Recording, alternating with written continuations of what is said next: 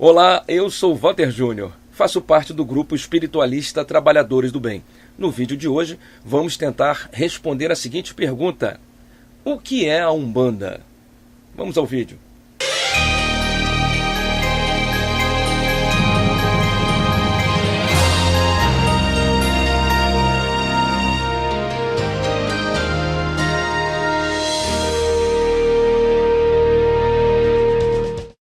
Olá, esse é o canal Direto ao Ponto.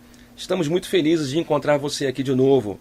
Se gostar do vídeo, não deixe de clicar aqui embaixo no curtir, compartilhar nas suas redes sociais e inscrever-se em nosso canal para estar sempre recebendo novos vídeos. Hoje vamos responder a uma pergunta que eu tenho recebido diversas vezes, até por uma questão de desconhecimento, há uma grande confusão. O que é a Umbanda?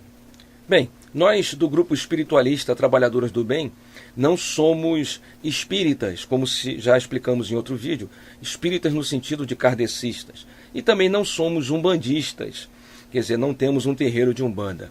Mas nos sentimos à vontade para falar desse assunto, já que esse é um tema importante, um tema de estudo lá no nosso grupo. E além disso, a casa foi fundada por guias de Umbanda, foi uma preta velha de Umbanda que fundou o grupo espiritualista Trabalhadores do Bem. Sendo assim, nos sentimos imensamente confortáveis em falar sobre isso. O primeiro esclarecimento é tentar mostrar que há uma diferença entre espírita e umbandista. As pessoas confundem espírita com mediunidade e acham que todo o trabalho, toda a religião, toda a crença que tem, onde há fenômenos mediúnicos é espírita, porque trabalha com espírito. Então muitas pessoas confundem. Espíritas são apenas os nossos irmãos que seguem a codificação espírita, única e exclusivamente a codificação trazida pelos espíritos e organizada pelo Allan Kardec. Esses são os espíritas. Aqueles outros que trabalham com mediunidade, sejam nas igrejas ou nos terreiros, têm as suas designações. Os católicos hoje trabalham com mediunidade na renovação carismática. Os protestantes no avivamento pentecostal, no movimento pentecostal. Os candomblecistas, de uma outra forma, nas nações que compõem esse grupo. E os umbandistas, dentro dos seus terreiros, também trabalham com mediunidade. A Umbanda, no Brasil, ela foi fundada no dia 15 de novembro de 1908, às 20 horas, às 8 horas da noite, em Niterói, São Gonçalo, na tenda espírita Nossa Senhora da Piedade, pelo médium Zélio Fernandino de Moraes e o caboclo das 7 encruzilhadas. Essa história tem, com fartura aí na internet, você pode procurar, que você vai encontrar várias citações desse mesmo acontecimento. Não quer dizer que antes dessa data e desse dia já não existissem manifestações de entidades. Elas já existiam. Porém, a partir daquele momento, passamos a dar um nome específico para esse grupo, para esses irmãos que agora se reúnem sempre por uma mesma configuração, para uma mesma proposta.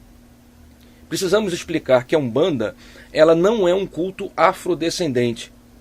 A Umbanda não tem nada a ver com Candomblé. Candomblé tem as suas nações, Jeje, Angola, Omolocô, Queto. São as nações que compõem o que nós comumente chamamos de Candomblé. São diversas nações, elas têm suas origens em cultos realizados há milênios na África e sofreram alterações aqui no Brasil. Nada disso tem a ver com Umbanda. A Umbanda, na nossa visão, é a única religião eminentemente brasileira. Nenhuma outra crença é e foi nascida no Brasil. É brasileira e foi nascida no Brasil. A Igreja Católica, como todos sabem, ela é a Igreja Católica Apostólica Romana. Ela segue as orientações do Papa sediado em Roma. Os nossos irmãos das igrejas protestantes, sejam quais forem, todas elas são de origens americanas ou europeias. A Assembleia de Deus, Testemunha de Jeová, a Igreja Universal, as igrejas pentecostais, as igrejas batistas, todas elas têm as suas origens na Europa, notadamente na Inglaterra e na Alemanha, ou nos Estados Unidos, quando aconteceu o avivamento pentecostal no início do século passado na Rua Azusa. Os irmãos budistas, todos sabem, vêm do Oriente.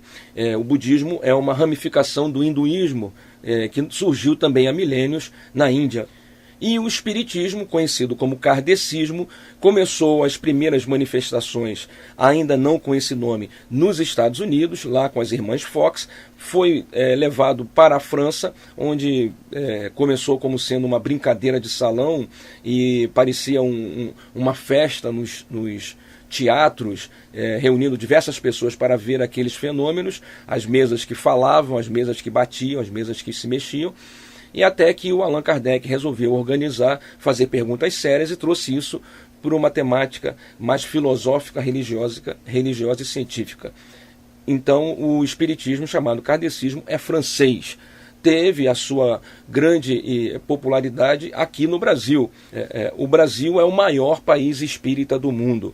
Nem na França é tão divulgado o espiritismo como é no Brasil. No Brasil também o espiritismo ganhou características próprias, notadamente pelos médiuns Francisco Cândido Xavier e agora mais recentemente por Divaldo Pereira Franco e diversos outros médiuns que acabaram dando características mais religiosas, outras vezes mais filosóficas, mas fundamentalmente cristãs para a doutrina espírita.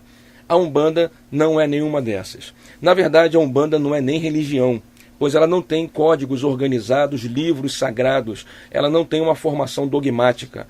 A Umbanda, ela nasceu, diria eu, com as características do Brasil.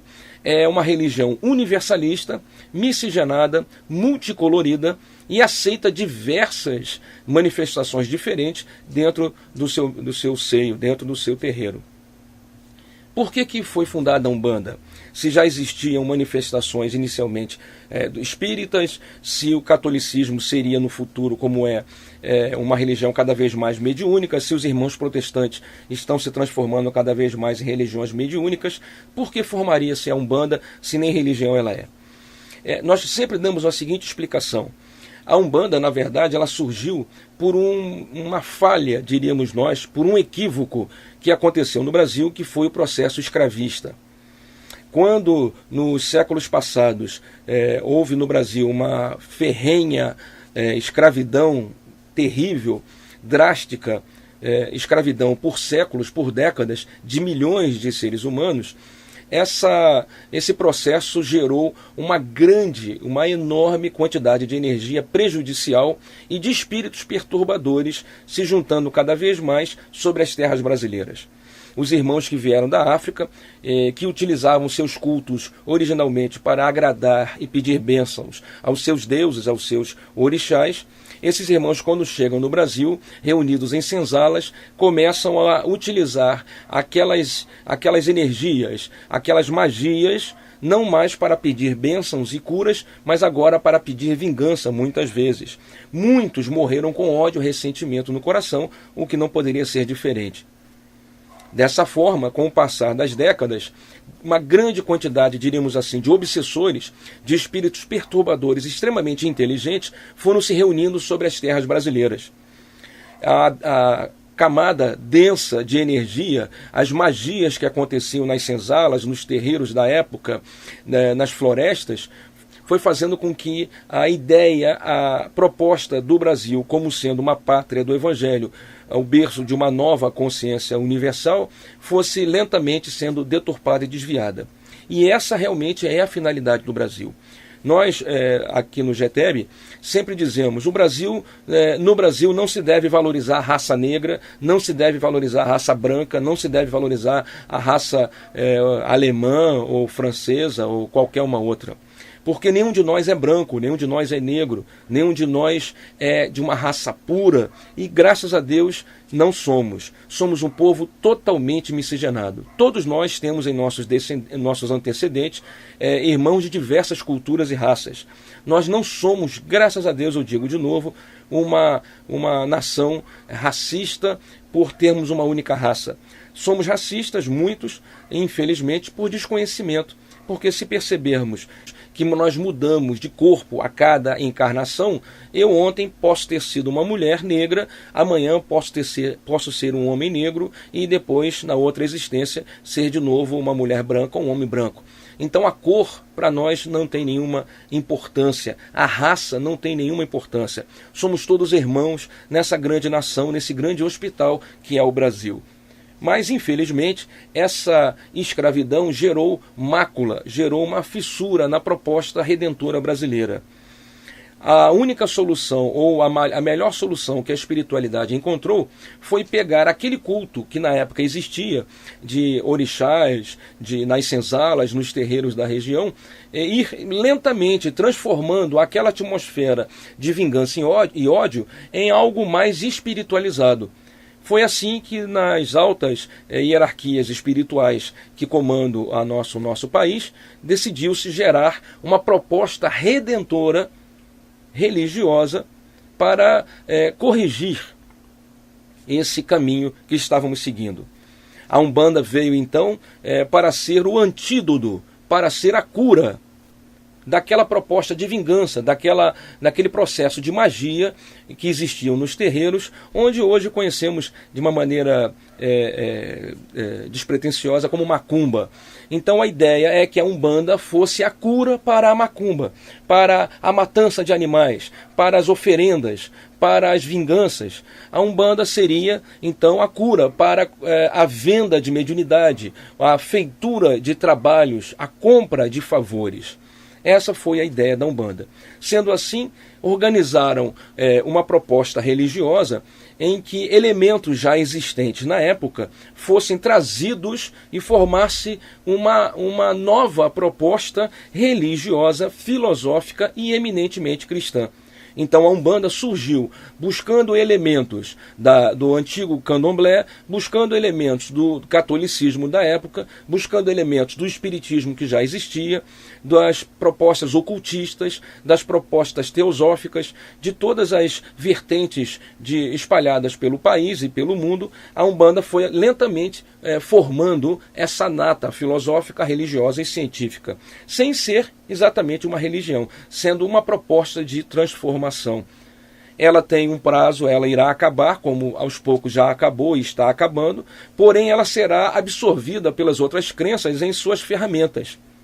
Então a Umbanda foi formada inicialmente para tentar evitar e corrigir aquele excesso que estava acontecendo por conta do processo escravista.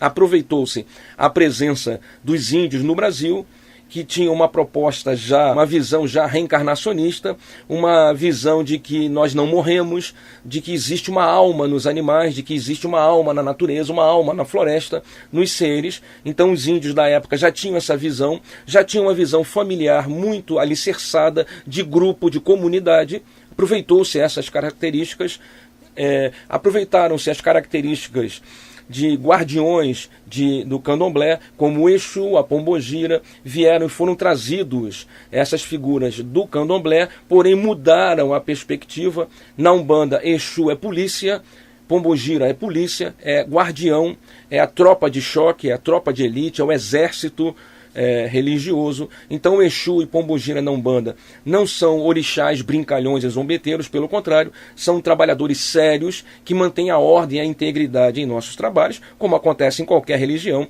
Existem guardiões na Igreja Católica, existem guardiões na Igreja Protestante, existem guardiões em todas as religiões, assim também na Umbanda. Aproveitou-se também uma proposta que já começou a surgir no Brasil, dessas almas, desses antigos escravos, na medida que iam se convertendo, iam entendendo que os homens estavam agindo, os brancos estavam agindo por infantilidade, esses espíritos mais evoluídos com entendimento passaram a compor uma proposta de preto velhos e pretas velhas para passar orientação, para passar conhecimento, e assim formaram aquilo que nós chamamos a Santíssima Trindade na Umbanda: preto velho, caboclo e Exu, o guardião, o médico curador e aquele que auxilia na evolução do espírito. Além desses três, aos poucos outros foram se juntando, outros de outras religiões, como por exemplo o Zé Pilintra, que é uma entidade que veio de uma outra crença, de uma outra proposta religiosa chamada Catimbó, de origem pernambucana. Esse mestre, lá as entidades são chamadas de mestre, esse mestre Zé Pilintra juntou-se, trouxe a sua proposta curadora, orientadora para o panteão da Umbanda.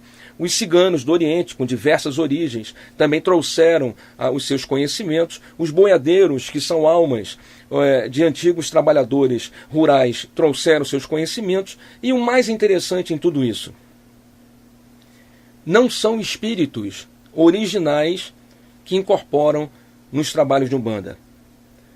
Um preto velho na Umbanda, o espírito de preto velho, não é necessariamente preto e velho.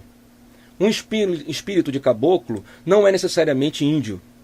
Um espírito de Exu não é necessariamente um orixá do candomblé, assim como um Zé Pilintra não é necessariamente um malandro ou alguém que veio do catimbó dançando, jogando capoeira, como seja.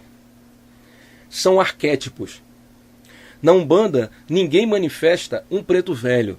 Nós manifestamos espíritos que se revestem perispiritualmente de uma visão ou de uma roupagem daquele ou aquele outro arquétipo. Quando você fala na Umbanda com um caboclo, você não está falando com um índio. Quando na Umbanda você fala com o caboclo, você está falando com um espírito. Pode ter sido de um professor, de um filósofo, de um pedagogo, ou apenas de um trabalhador que está ali agora, depois de uma formação em uma colônia espiritual, tentando redimir-se de sua dívida, junto com o médico que com ele trabalha. Quando você fala com o Exu, você não está falando com um demônio que nem existe, ou com algum orixá africano, não. Quando você fala com o Exu ou com uma pombogira, você está falando com um espírito. Muitas vezes, por sua ascendência ou pelo seu passado de seriedade, de comando, de ordem e organização, pode ter sido um militar, pode ter sido um policial honesto, pode ter sido alguém que comandava. E hoje ele está trabalhando na segurança do terreiro. Então, os trabalhadores de Umbanda são arquétipos. Assim como em outras crenças. Ninguém incorpora, por exemplo, na igreja, um Espírito Santo. Isso não existe. Incorporam espíritos, que podem ser santos ou não, dependendo de sua origem. Como um Exu pode ser santo ou não, dependendo de sua origem, dependendo de quem seja. Como um caboclo, um preto velho. Como André Luiz, Emmanuel, podem ser santos ou não, dependendo de quem é o espírito que usa aquele nome. Nem sempre, quando manifesta André Luiz num centro espírita, ou quando o centro espírita tem o nome de André Luiz, é o próprio André Luiz que está por trás daquilo. Muitas vezes é um arquétipo, é um espírito que segue a linha, segue a proposta de André Luiz e manifesta-se utilizando aquele que foi seu patrono. Mas é apenas um trabalhador, graças a Deus, em nome de Deus. Assim também são nas igrejas. Assim também acontece nas nações do candomblé. Quando incorporam orixás, não existe incorporação de orixá. Isso é um absurdo, é uma falta de conhecimento. São espíritos que seguem aquela linha vibracional. Orixás são energias cósmicas, são espíritos, sim, que evoluíram a um ponto de perder a sua forma perispiritual e não terem mais a necessidade de reencarnar. Por baixo ou sobre a sua orientação e radiação, diversos espíritos se filiam e vão tentando auxiliar e trabalhar, manifestando em seus médiuns. Mas, por falta de conhecimento, na nossa visão, esses irmãos mantêm a ideia de que aqui incorporam orixás ou acolá incorporam espíritos santos. Nós respeitamos, mas na nossa visão são espíritos. Alguns são santos, outros não são santos. Não por virem de Deus ou serem o Espírito de Deus. Não, santos porque são pessoas boas, como ensinou João na sua carta em que ele orienta: não deis crédito a qualquer espírito, mas antes verificai se eles vêm de Deus. Ou seja, não dê crédito a qualquer manifestação, mas antes verifique se é uma manifestação boa, digna, correta, em nome de Deus. Então, o que é a Umbanda? A Umbanda, diríamos de uma maneira simplista e talvez desagradável para alguns, a Umbanda é o antídoto, a Umbanda é o remédio para o excesso de vaidade, orgulho, soberba que existem ou que existia na prática religiosa nos terreiros. A Umbanda é uma religião eminentemente cristã e por isso a sua frase fundamental é: o que é a Umbanda? É a manifestação do Espírito para a caridade. Se não houver caridade, não é Umbanda. Esteja onde estiver. Espero ter esclarecido maiores informações. Estamos gravando um vídeo onde contamos a história da Umbanda de maneira mais detalhada e você poderá acompanhar também em outros vídeos nessa sequência. Quero agradecer a sua presença aqui acompanhando o nosso vídeo. Não deixe de clicar e deixar seu comentário aqui embaixo, clicar no gostei, deixar seu comentário ou compartilhar nas redes sociais. Inscreva-se em nosso canal, nós ficamos muito agradecidos. Esse é o canal Direto ao Ponto, eu sou Walter Júnior e mando um abraço para você. Até a próxima, tchau.